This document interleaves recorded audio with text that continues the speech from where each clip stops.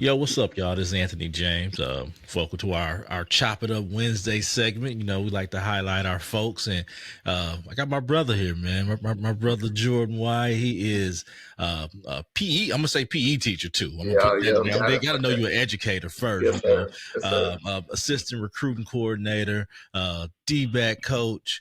It's straight strap. We strapping them down here, man. So welcome, bro, man. I appreciate you just jumping on with me, man. I know I kind of hit you up this weekend, like, hey, man, I want to highlight you, bro. So I appreciate you jumping on with me, bro. Hey, man, appreciate you inviting me, man. It's gonna be fun. Oh So, man, it's gonna be crazy. But I mean, I gotta ask you. I mean, let's start here because, all right, playing at Wylie East, coaching at Wylie East. How has that? I'm gonna start there, then we're gonna work our way back and come back forward because I know right, right now it's still kind of surreal, probably to you that you playing here, and it probably wasn't the vision that you had for yourself, but right. having it right now, and having it go on right now, how has that shaped you so much right now? How's it shaped you right now? Yeah, man. It's a full circle moment. Never in my wildest dreams did I think I would be in a position I'm in right now. I always knew I wanted to coach after ball, but I never really thought about coming back to where it all started Mm-hmm. and being part of essentially a rebuild, right? When I started off, we were a brand new high school, and we didn't have seniors my first year, right? I Mm-hmm. think we only had juniors, so we were just building from scrap, and everything we did and we focused on was just getting better and find a way to make a name for ourselves. And now, when I first got back, we had a little losing slump going on, right? And Yeah, yeah. uh, I'll never forget, I was in college and I saw 93 points one year, and I was like, I had to double check and make sure I wasn't on Max Prep's varsity basketball, Mm-hmm. or varsity football, and just to kind of be a part of a movement that is near and dear to my heart. Yeah, Where it all started again, and kind of get the program back right. Starting with obviously your boy Ian and Terrell and just that group. We call them Team 13, right? That class of 2023 is finding a way to get them back on track to where what I was doing and yeah, the classes before us and the classes after us prior to is get back on that winning track. And it's a blessing, right? Because you don't. We always think we know everything, yeah. right? We don't. Yeah. Until you can hit reality, right? I'm a man of faith, and I got big belief that my plan is not the best plan, right? Yeah.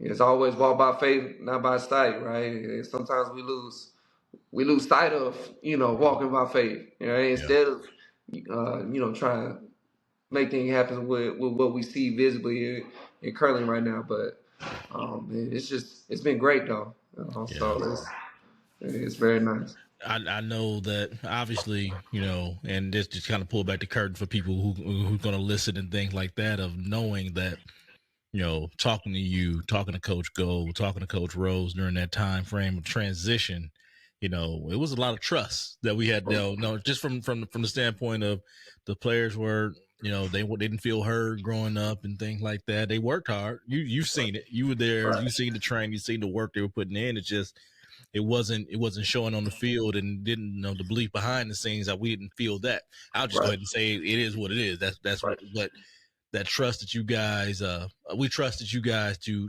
make that change and to help them become better men, regardless of the wins and losses. We right. know football is not always wins and losses. It's developing young men. The wins gonna come if you get talent and you got good young men. You know what I mean? But obviously, you gotta, let's be honest, you gotta have talent too. So Got to. you gotta Right, have talent absolutely, too. So absolutely. speaking of talent, and I know you talked about those early years of Wylie East and being there. So what's some of those early years? What? Let me pause a little bit. When you were playing at Wylie East, what's some of those Right. fondest memories? Some of those standout players? What's some of those earliest memories that you have from the early Wylie East when you were playing? Man, we had a unique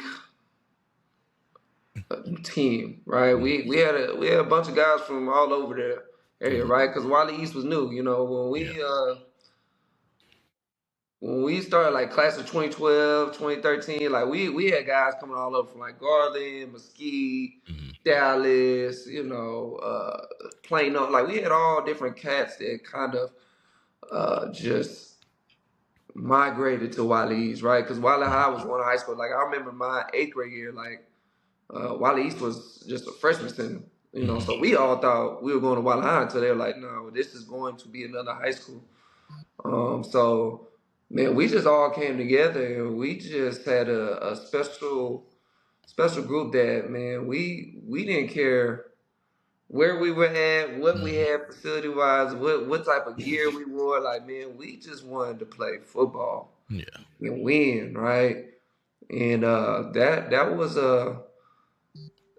just kind of all we knew, right? Yeah. How can we find a way, despite our differences, and we had again with different personalities. Yeah. That locker room is going to be, you're going to have your little cliques, and you're going to have, Mm-hmm. people not really mess with certain people. But man, at the end of the day, when Friday night hit, it was like man, we all hung out together. It was Like on. It was on at that point, man. we already knew, like, regardless of the differences, regardless of, what might have happened that week or Mm-hmm. how I view you, like, when 7 p.m. hits, Yeah. we're brothers, Exactly. right? And we might not be the best of friends, but man, I got your back no matter what. Like, I'm gonna Exactly. block my tail off for you, right? Exactly. I'll never forget, like, we had our tight end, Jesse Bruberg. He went to go play at Tulsa.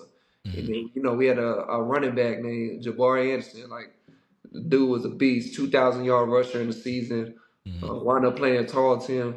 And that's a prime example. They used to butt heads, Mm-hmm. but you never saw two players block harder for each other when the other person got the rock. Yeah. Anytime Jesse was getting the ball, Jab was running from the backfield to go pick up a linebacker or a safety, Yeah. right? And if Jab's getting the ball, Jesse is going to block his tail off and try to pancake multiple people. Mm-hmm. That's just kind of who we were, man. And we knew when push comes to shove, we're not going to separate, right? We going to achieve the goal together. I'm gonna pick you up and I'm gonna have your back, and we're gonna get it done. So Yeah. that's kind of some of the fondest memories of I can remember when we was there. That's what's up, man. And obviously, that's building a culture. That's building a Yes. culture because you got to be player led. Being player led is the best type of football that it can be, man. So when you're Yeah. player led and you build that culture, all the coaches got to do is not mess it up. Right. That's That's what we try to preach, man. Like be player led, not coach fed, right? Because hmm the more the coaches got put into it, right, at some point, right, yeah, on Friday night, coaches can call in the call, yeah. but at some point you got to meet us halfway and do your part. So yeah. Definitely gonna have to make a play. So I know we just talked about coaches being player led, but who were some of the coaches early on at Wylie East that you were like, you know what, they kind of instill some good stuff into you that that you carry on right now. Oh What yeah. who coaching? Coach Gold. Yeah, so Okay. Coach Gold was my position coach. So Hmm. he kind of changed the locker room. From day one, he brought a different type of energy, different type of mentality. Hmm. From early on, like he's still this way. Like he does not like losing. And if anybody has played any type of game, horse, cornhole, Madden, whatever. He's a sore loser. What you telling He me? not lose. He gonna find a way to say, "Oh no, this ain't right. Now we got to run it back." Like he gonna find a way to.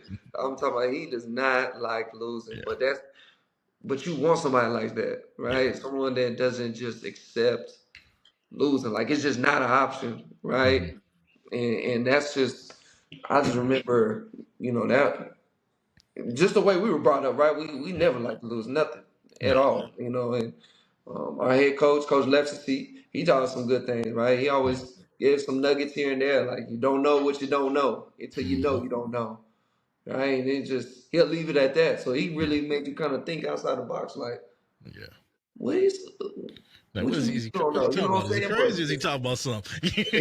Exactly. Like I'm like, man, he's saying something. I just don't Yeah, know what he's saying. I need to know what he's yeah, saying.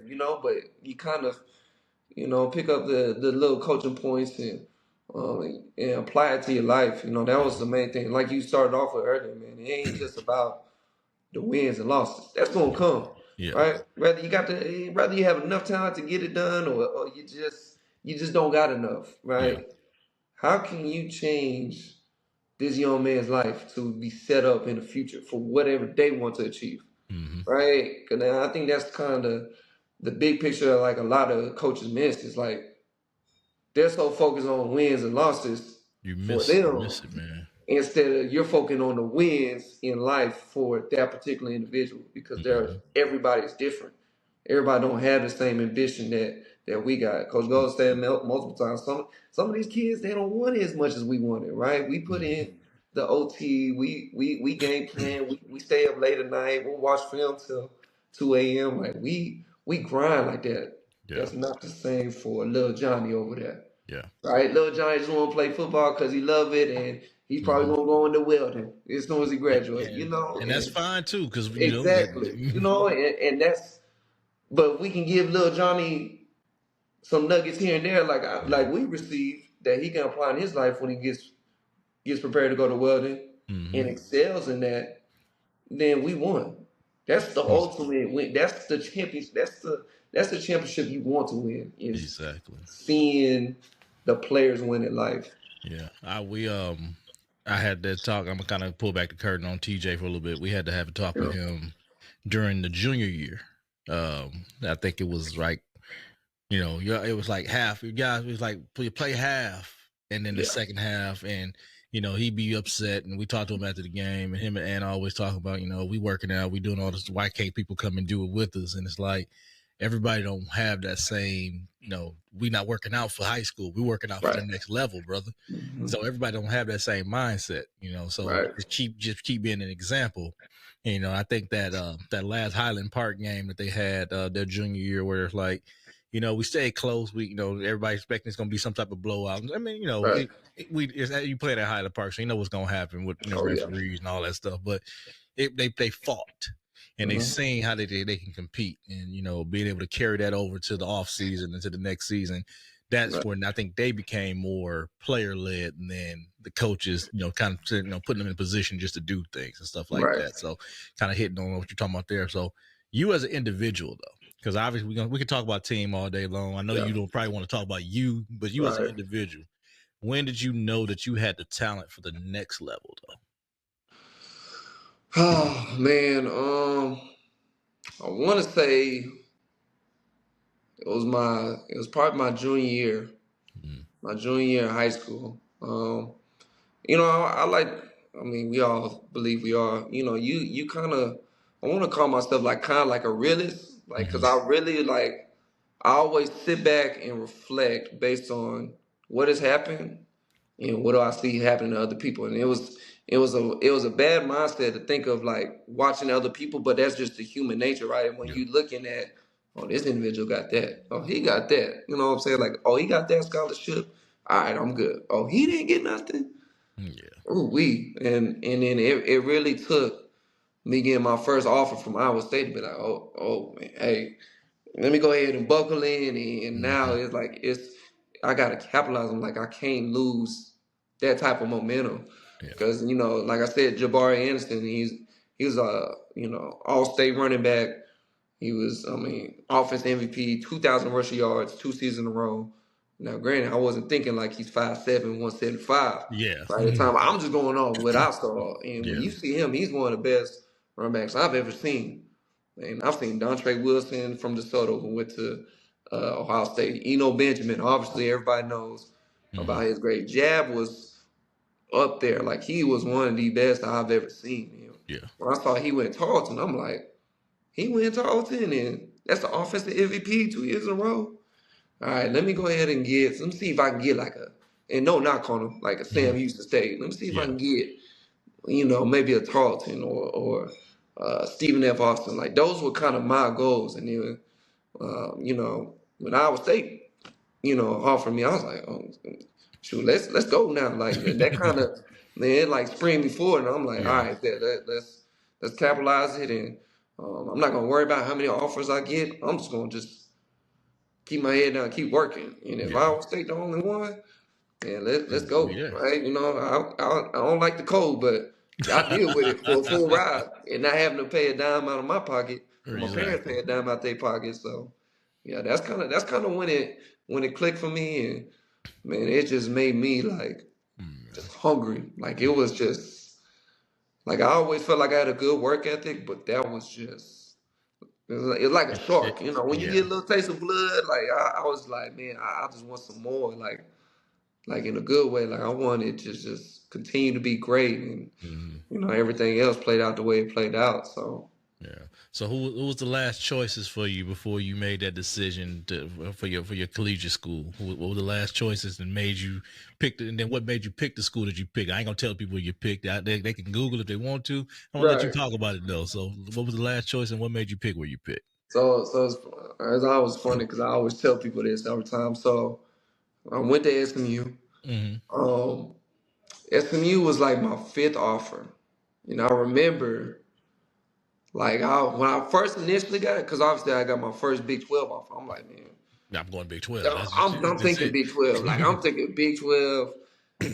Maybe Pac-12. Like I'm Mm-hmm. thinking of like Big 12 is probably where I want to be at because my boy Marcel, he Mm-hmm. went to Oklahoma State. My other boy Quan went to Baylor.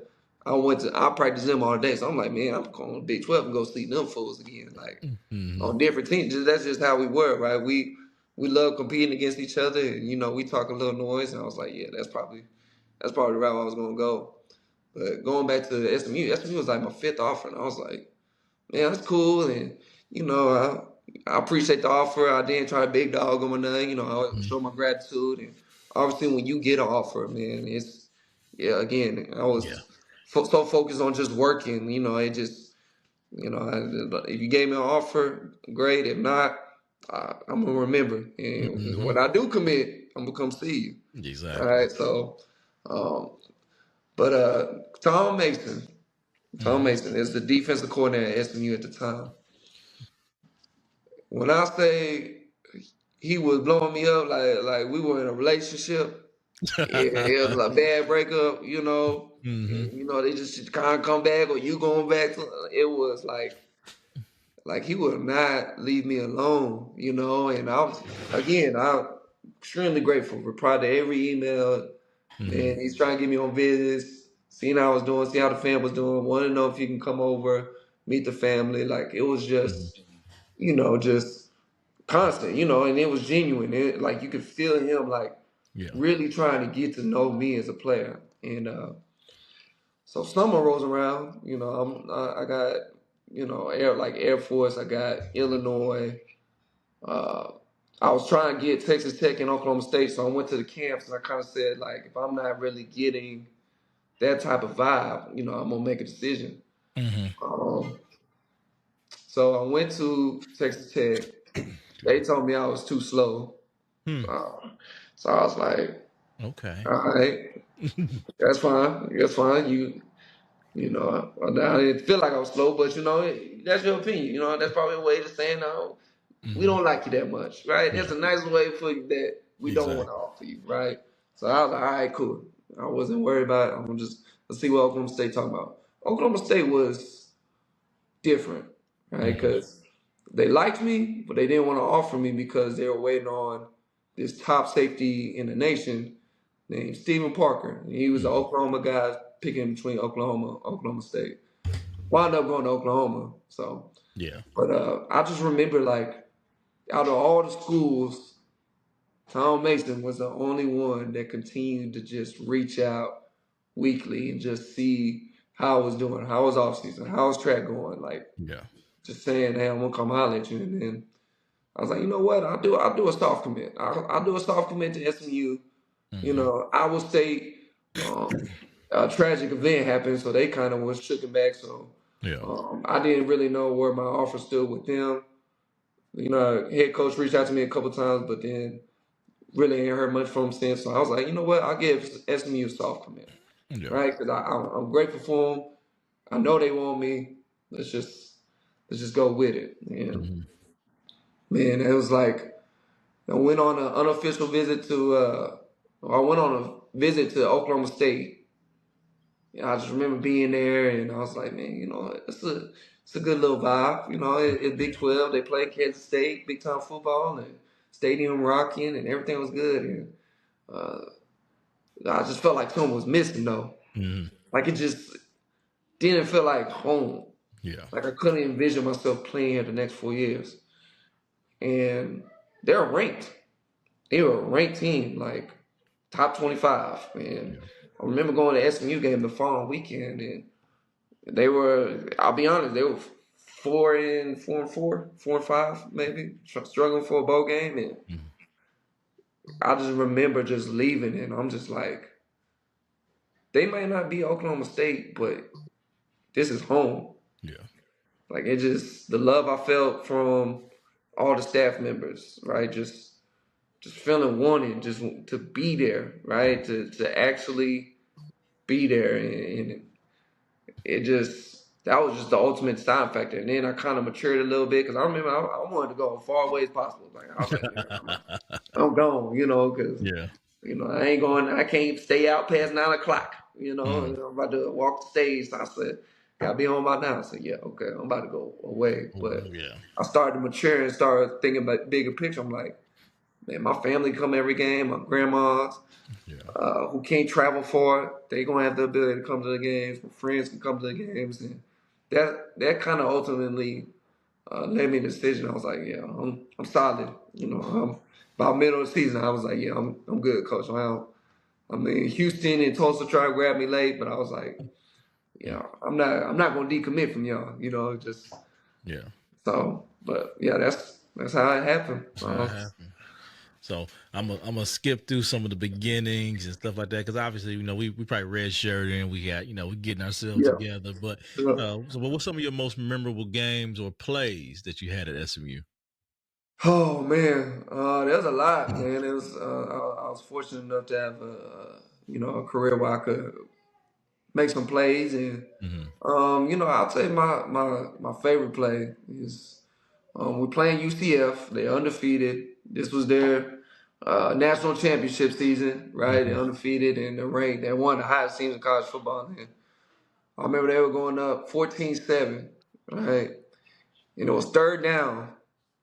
They threw a fade ball to my man. It was an underthrow, so I cut and turned into my man and made a play on the ball. The Mm-hmm. ball was short, so like he tried to jump into me and I just fell. Didn't touch him. I just fell and just avoided the contact. Yeah. He threw a PI on me, Mm.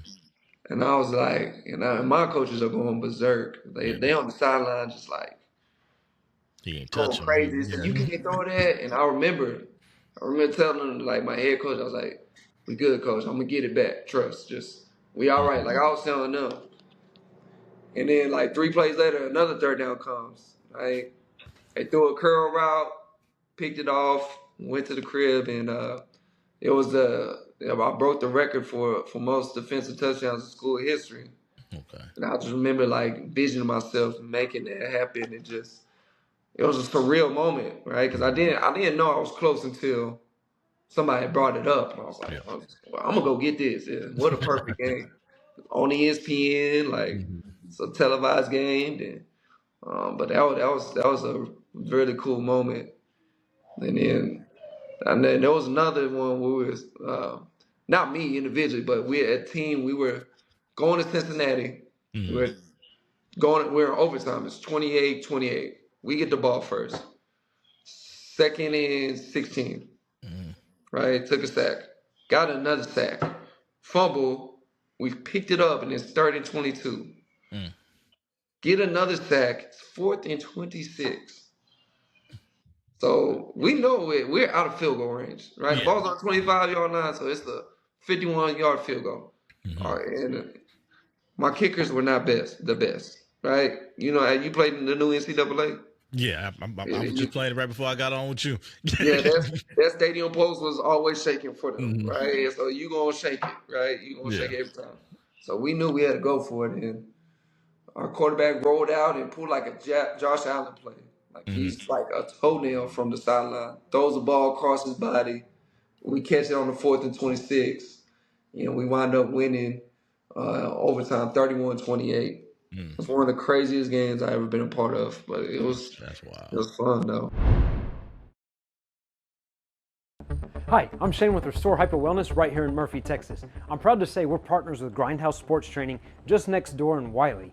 Now, Coach Washington over at Grindhouse Sports Training has done a phenomenal job at not just building out a business in the community, being a pillar in the community, but also being an inspiration to the young, talented kids that he trains each and every day. Now, last year, Coach Washington started a podcast, a Grindhouse podcast. The links are below. I encourage each and every one of you to go check this out, listen to it, like it, enjoy it. Coach Washington will walk you through his personal experiences, what motivates him, what made him what he is today, and why he's so effective at being a phenomenal leader to these young, talented individuals. Check out the podcast. We'll see you soon. Yeah, like I say, you got those moments, you got those memories and things like that. Oh yeah. I'm a move forward a little bit because obviously, breaking records in college, things like that.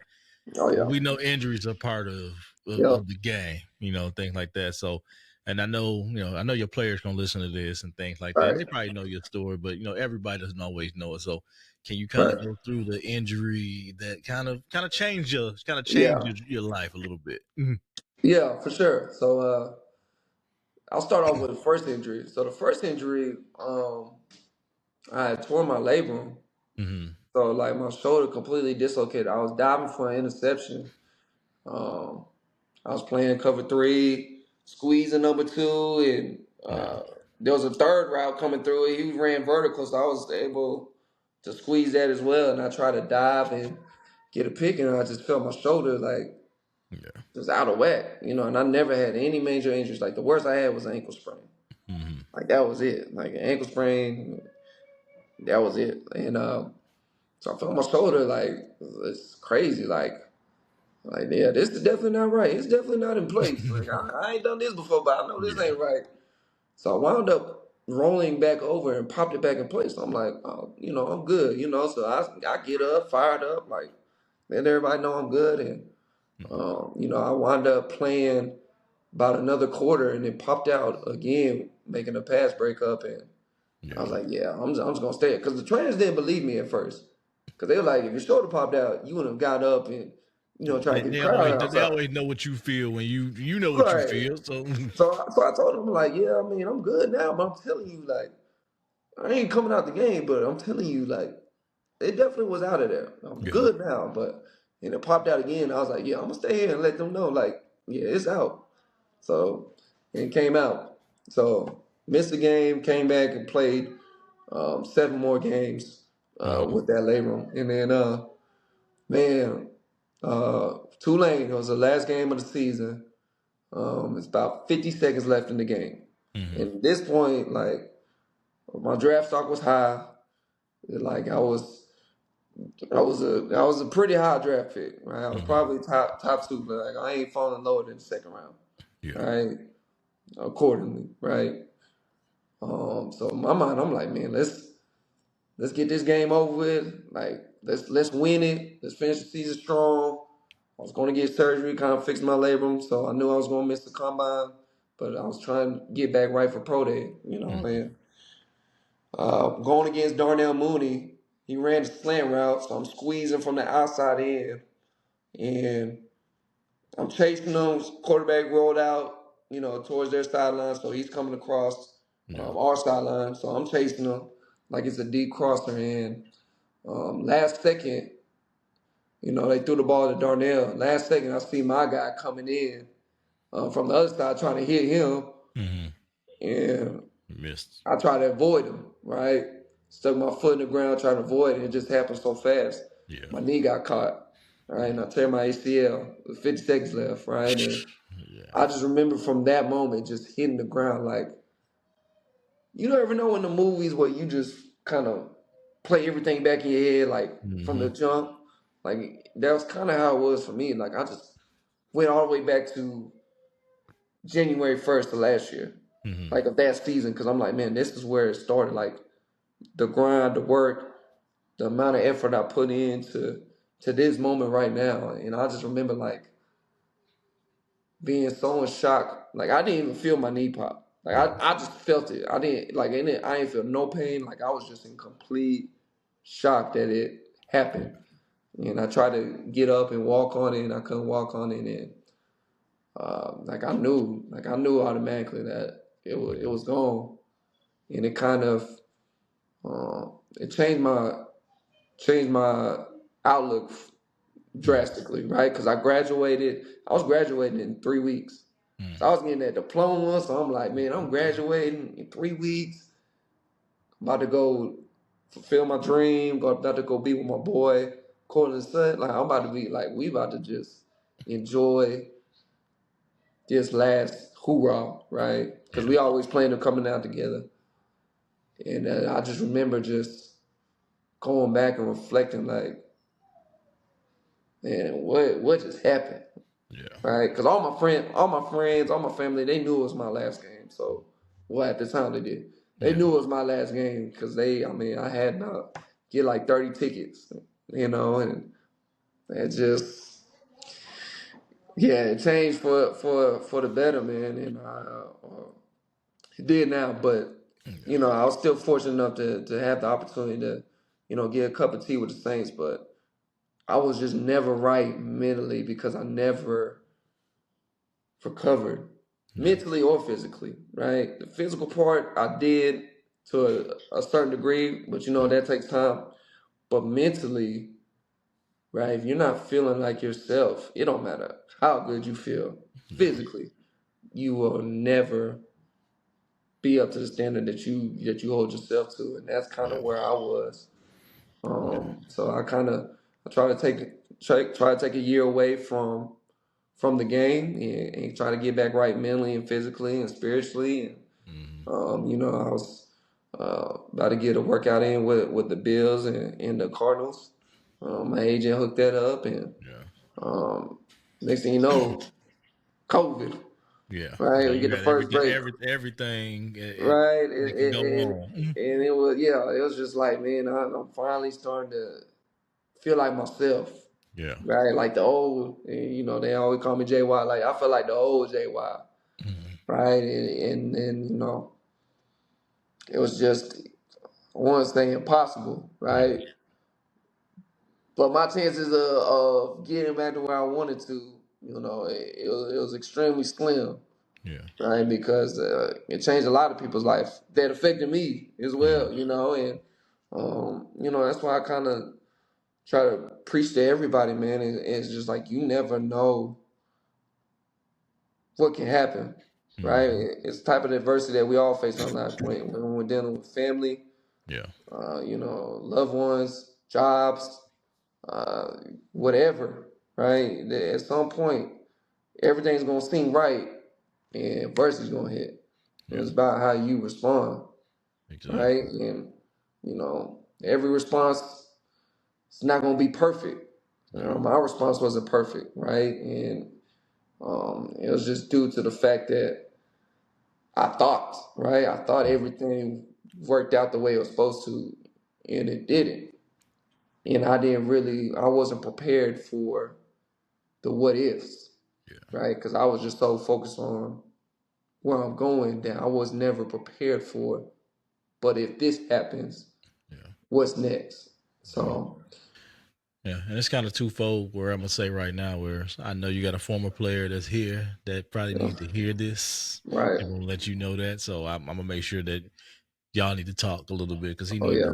need that little feeling of what's next and all that stuff. The second part of that though is it may not be what you wanted, but it's definitely what God had planned for you because now you see now you're back and you're home and now you're training a little bit, coach starting to get ready to get yourself back into coaching, get yourself into coaching, excuse me. Yeah. So getting yourself there and now you're becoming a mentor to young men. Right. And I know that for everything that you didn't get on the pro level and things like that, Right. that this is probably equally as rewarding. So tell me about how I'm not even gonna talk about coaching young men because coaching we coach all the time. We do that. Right. That's just what you do. But mentoring, I feel, is probably who you are. at Right. this point in your life. So how has mentoring these young men changed you for the better? Man, it's like you said, it's just I really do feel like it was my calling, Mm-hmm. right? And my wife always think I'm crazy when I say it's like, yes, I would love to be playing for like, I would love to be playing on Sundays. Like I would love to be well off, right? And Mm-hmm. where you really just wake up and you get to play football and that's it, and Yeah. go back to your life and live a certain lifestyle. But I always believe that your purpose is always greater, Mm-hmm. right? If you're not looking for rewards, it's gonna come, Mm-hmm. right? Like I never got into coaching or mentoring just to continue to elevate, right? Like I Yeah. know that's coming.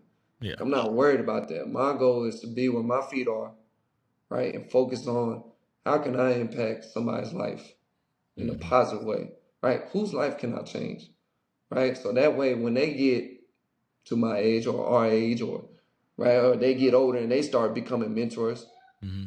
they know how to change somebody's life as well because they Exactly. know they know the way I went about it or the way some of these other coaches went about it and how genuine we are and how much we look out for them and how much we're really trying to guide them, right? Teach them what they don't know Yep. that they think they know, right?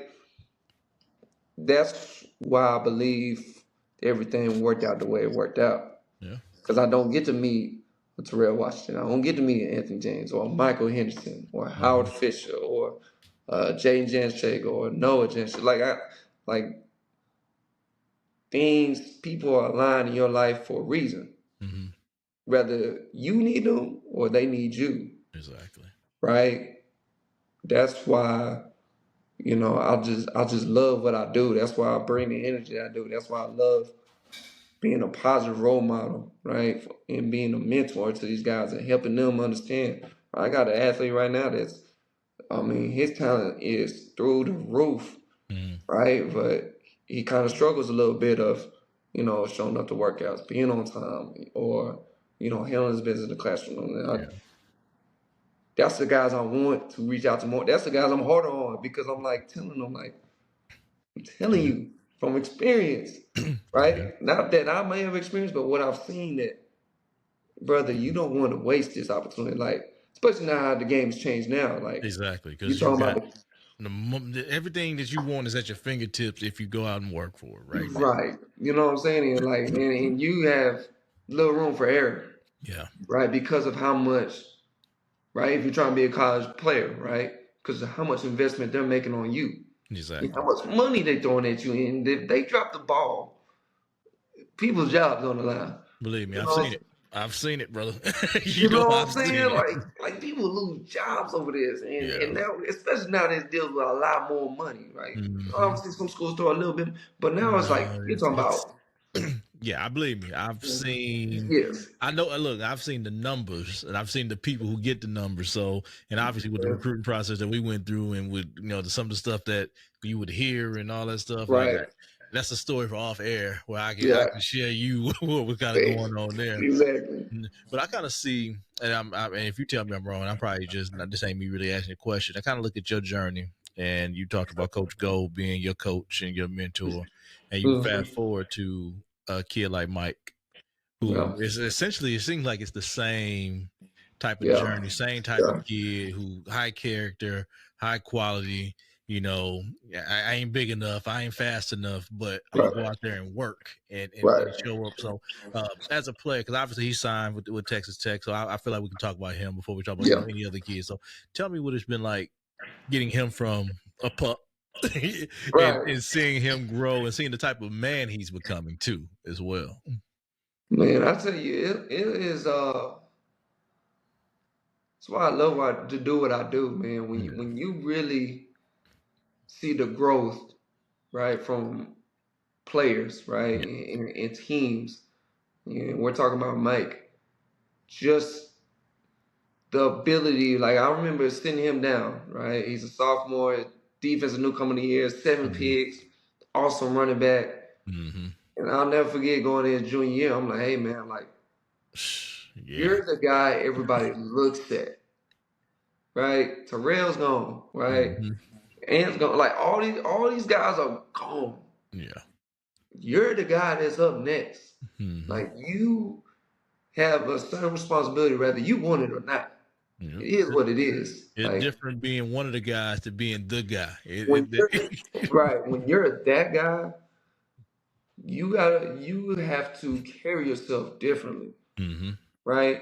And it's going to affect the team positively or negatively. You're going to lead one way or another, Yeah. right? There's good leaders and there's bad leaders. Mm-hmm. There's no I can't be no.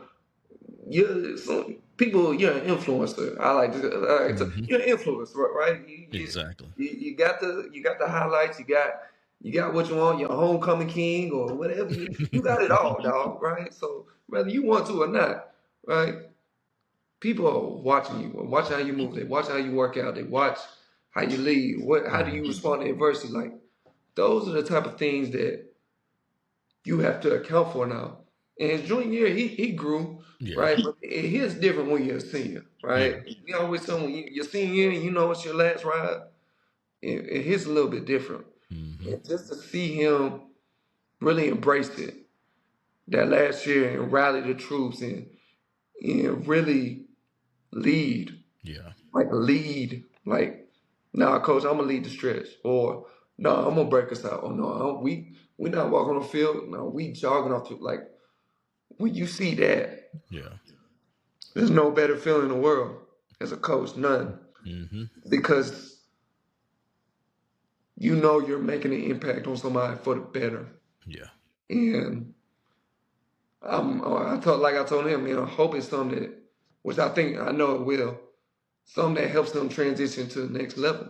Mm-hmm. Right, that same mentality, that same work ethic. Now you That's gonna starting get off them on from the field. scratch, That's gonna get them from the field, though. That's what's right? gonna get. That's gonna get them on the Mhm. field early. And that's why I try to tell him, man, when you get there, them other 24, 25 guys, they got the same scholarship that you got, Mm-hmm. right? What are you doing to separate yourself, Exactly. right? And I think he took that to heart, and you can see he was on a different level because he know what level he going to. Exactly. He knows, like, I gotta keep improving. I gotta keep grinding. I gotta keep getting better. I got to be different. Yeah. So but just the growth that he made into a pup, into Mm-hmm. a young man, that's about to excel. Yeah. Um, that's what you do it for. Yeah. So and And you it's can with all the guys. and you can see it from that team 13 where you had the Terrell, and it's the same type of leader where I'm gonna show you, I'm gonna come out here and work, and they Right, see it, and Mike elevated that to, all right, right, I'm not I wasn't a talker, but I gotta be, you know what I right. mean? So it helps when the kids can keep elevating the program and be excited to what's gonna go on next year, where you might got some people who might have a few doubts because they feel like everybody gone, the cup is Yeah. there, and we know how that works out too. So Oh yeah. like That's so good. But, yeah, so I know that like I said, we've been talking. Listen, I had a whole bunch of questions. I ain't go through all of them, but I got one more, and I'm right. gonna ask you this. So give me the one lesson football's taught you that you carry with you every single day, bro. Who the one?